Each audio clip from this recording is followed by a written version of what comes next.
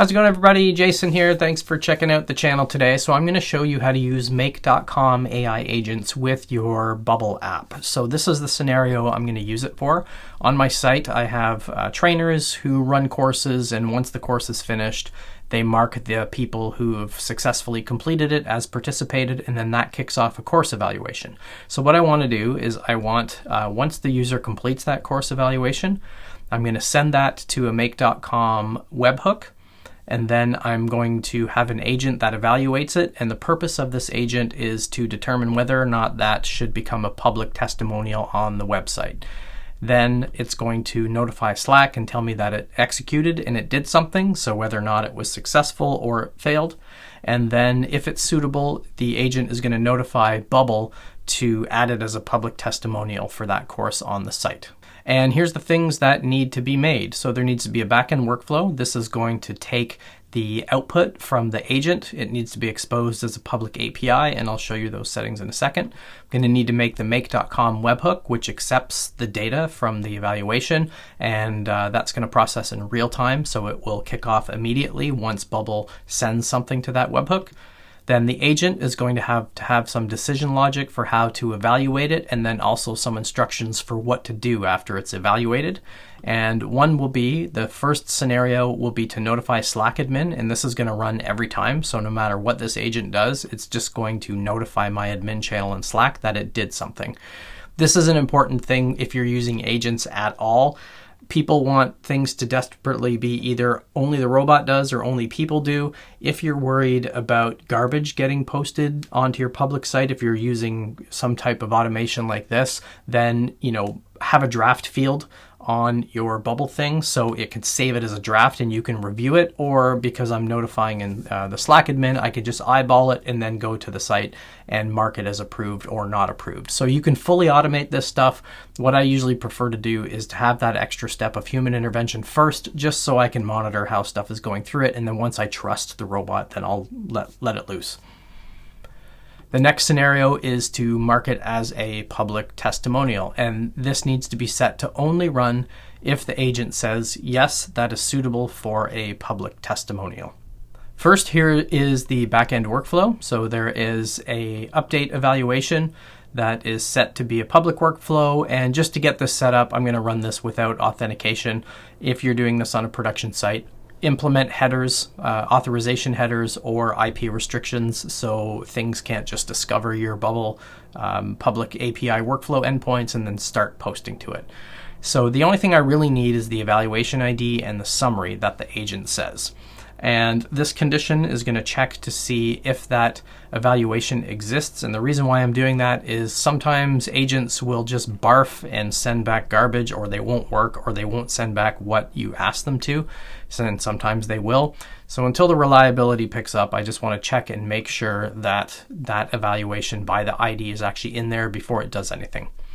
Then next is to make changes to the evaluation. So update the AI summary with the summary, and then create the quote. So this is all the stuff that makes a public testimonial on the site, and only do this if that user and evaluation combination doesn't exist. So it won't add multiple testimonials from the same user for the same course. And then the next is, just because of how I have Bubble set up, I have a testimonial list inside of my course object. So on the course details page, it will randomly grab one of those testimonials.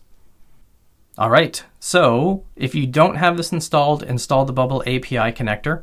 And I've already created one for Make. When you create a new API, just name it something. You can leave it as none or self-handled. If you're putting IP restrictions or header authorization, you can deal with that here. I usually just deal with that in the make.com scenario. And then here's the scenario that is going to review the evaluation. So this is a webhook that I created in make.com. I'll show you that in a second. And it's review and evaluation. It's going to be an action.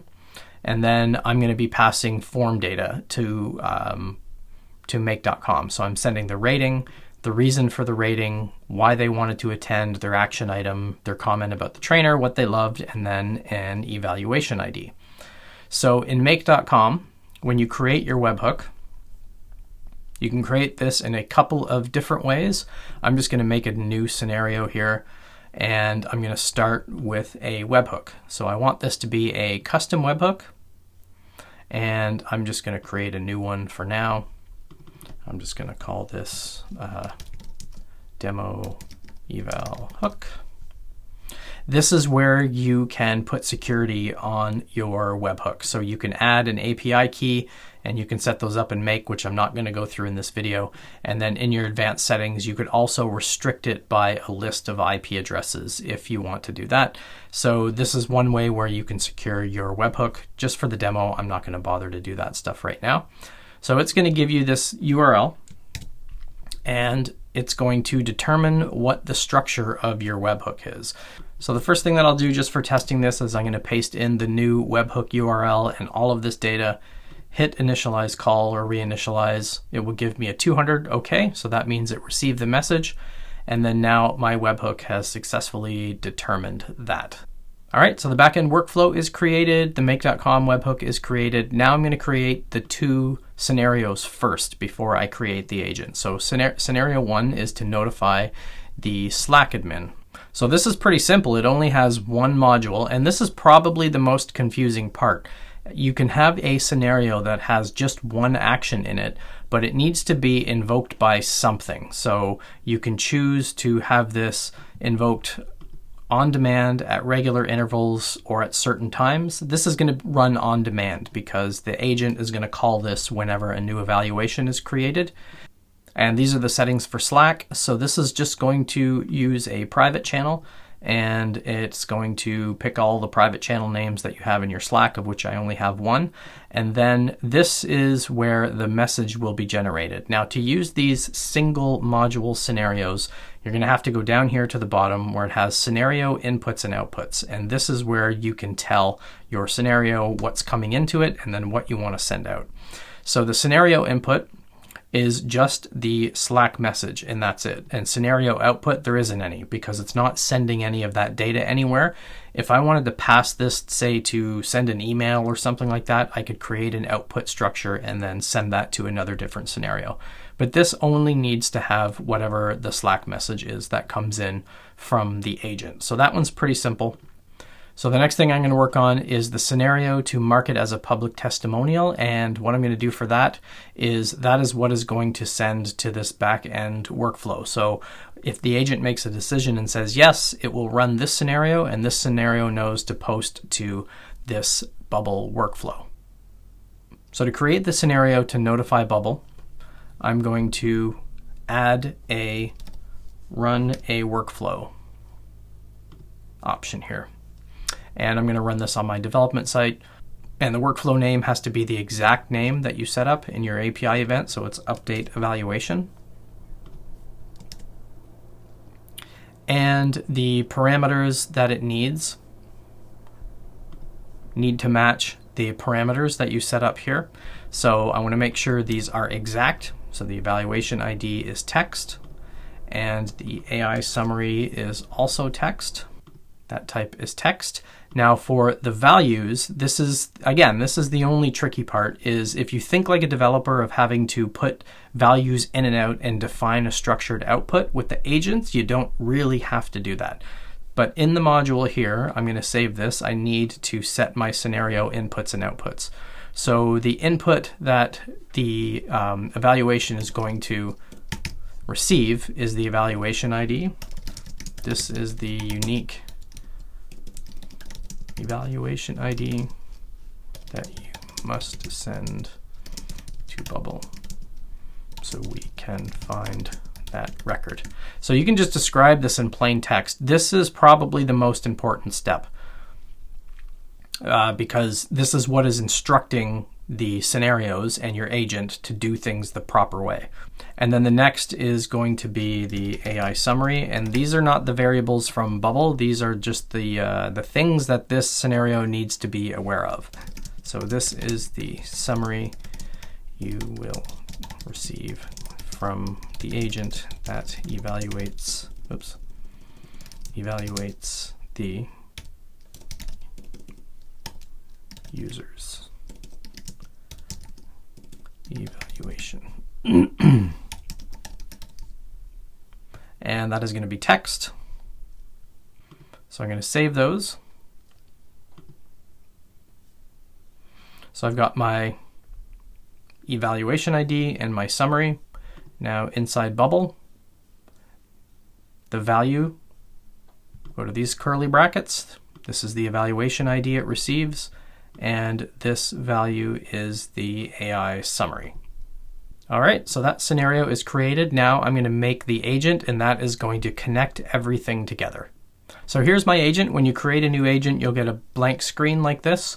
So I've given it a purpose. You're an agent who processes course evaluations. For these workshops, you'll receive a rating, the name, and a variety of comments. Analyze this and decide if it's suitable to be used for a public testimonial. And then this is the decision criteria.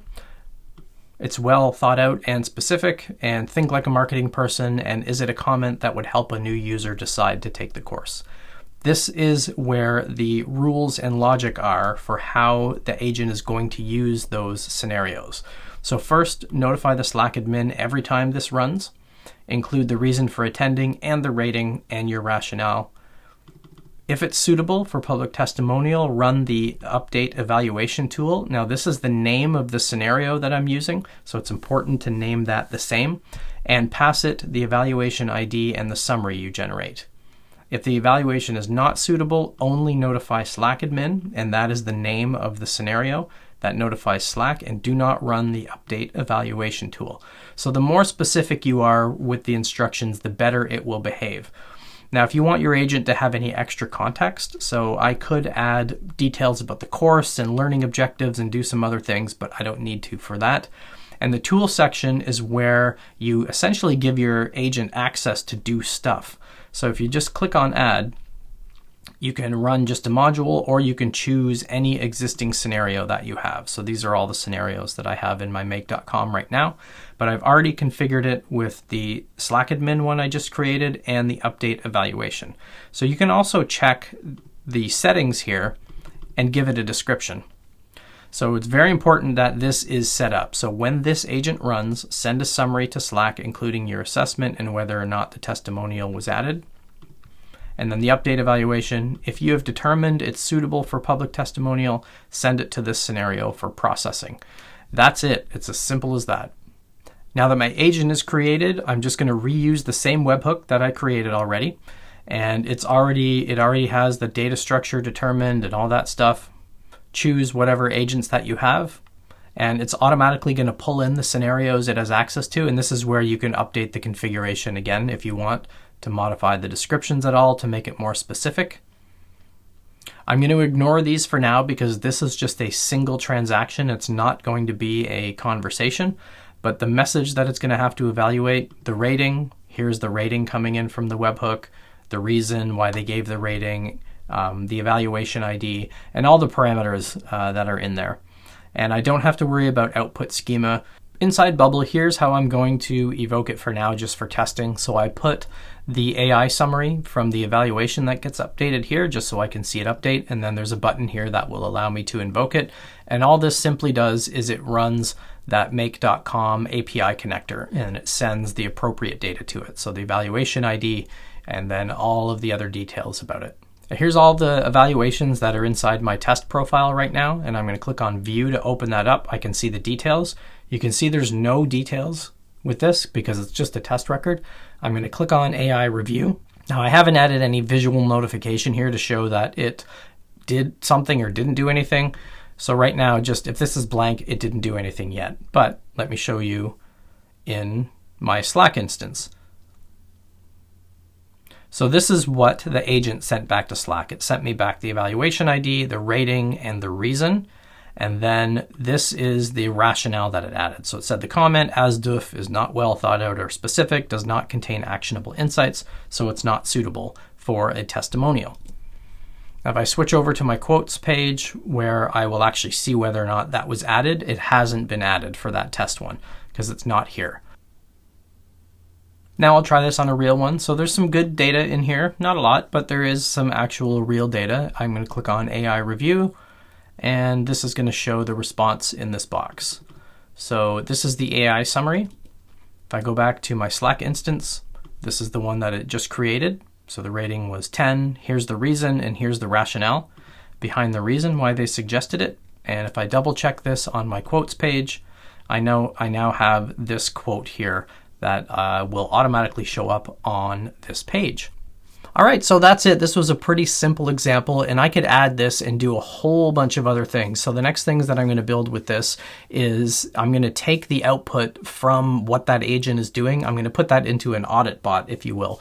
So essentially, I'm going to create another AI agent that does a quality check on the agent that's actually doing the evaluations. And then once that quality check is kind of at a level where I think it kind of makes sense, then I will go ahead and just turn this loose and let it happen automatically. So drop a comment below if you want a more detailed description about how to set these up or anything about make.com agents. Hit like and subscribe. See you next time.